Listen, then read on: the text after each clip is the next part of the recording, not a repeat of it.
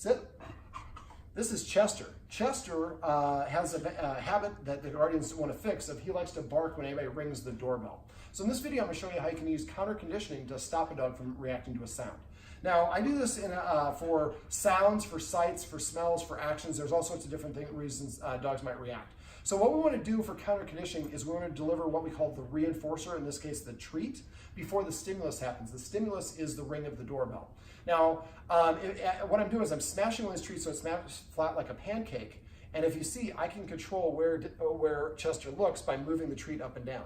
This is helpful if you're doing it like for a dog that's afraid of skateboards or things like that. Now that's the ring. He also reacts to that by running the door, but it's the doorbell that makes him react. So you can do this with a ring doorbell. You can do it with knocks at the door, skateboards, a blender, Chester, anything that you want. Now, for me, I want to make sure that the intensity is low enough.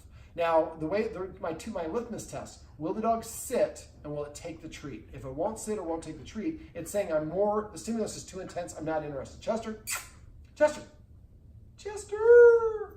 There we go. So I'm going to be delivering the reinforcer. And before you do this, you want to let your dog get used to chewing on a treat or two without any ringing of the doorbell.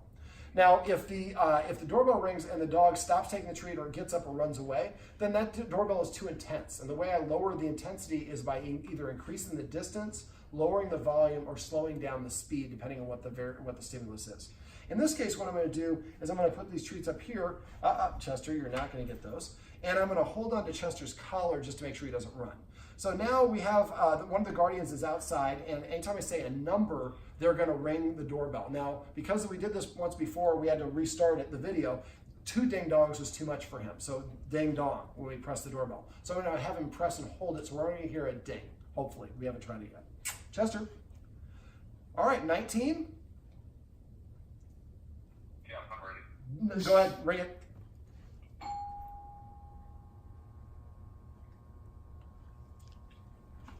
And let go. So now, normally I do a before and after. He barks like crazy, and I don't want him to take forever before he calmed himself down. Now, excited is not necessarily happy when it comes to dogs. Most dogs are going to make most mistakes when they're overstimulated or too excited or too happy. So you see, that bark is not so much an alert, that's more of a protest. Come here, buddy. Now, usually I'm force free. I'm only using my hand on the collar because I don't want him to run to the shot. Or the more the dog moves around, we call it aroused, the more worked up they get. Kind of like if you're having an argument with somebody, the longer it goes, the more intense it's going to be. All right, are you ready, Chad? I am. Okay, give me a ding-dong this time when I say a number, like 14. Chester. Now, ideally, what I would do at this point, the ringer is over here in the hallway.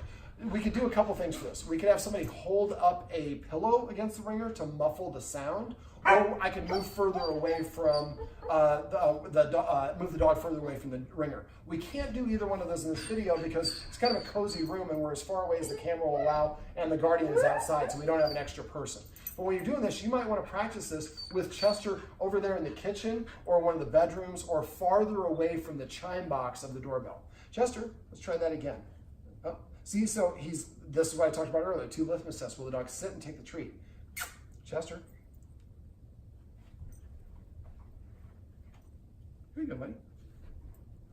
So I would prefer to chew it, let him chew on it, but he's not interested in that because he knows that he can't get it all at once. So what I'm going to do is I'm going to drop 2 on the ground. Are you ready, Chad?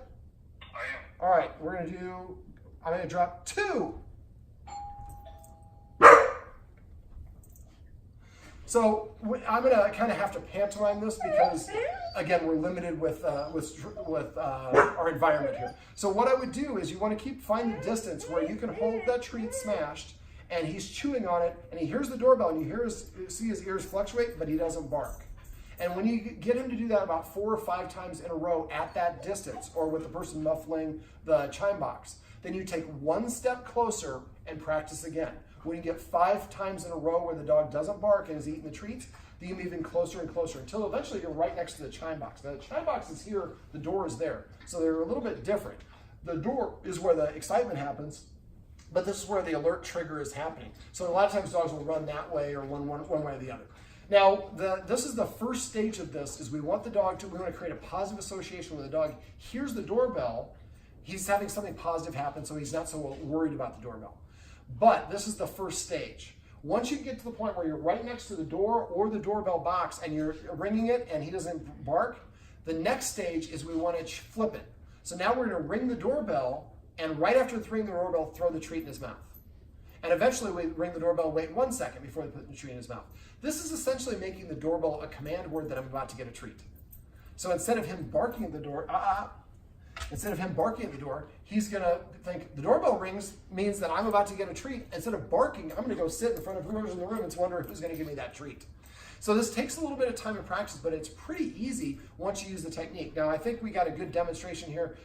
Like I said, I'd like to be a little bit further away because you don't want him reacting. The idea is you want to practice a whole bunch of successes before you make it more difficult. You make it more difficult by moving closer to the door or closer to the ringer. But if you do this enough, eventually, like I said, the dog doesn't bark at the doorbell. Matter of fact, looks around to see who's going to hook me up. Chester. Well, this good-looking guy is Chester.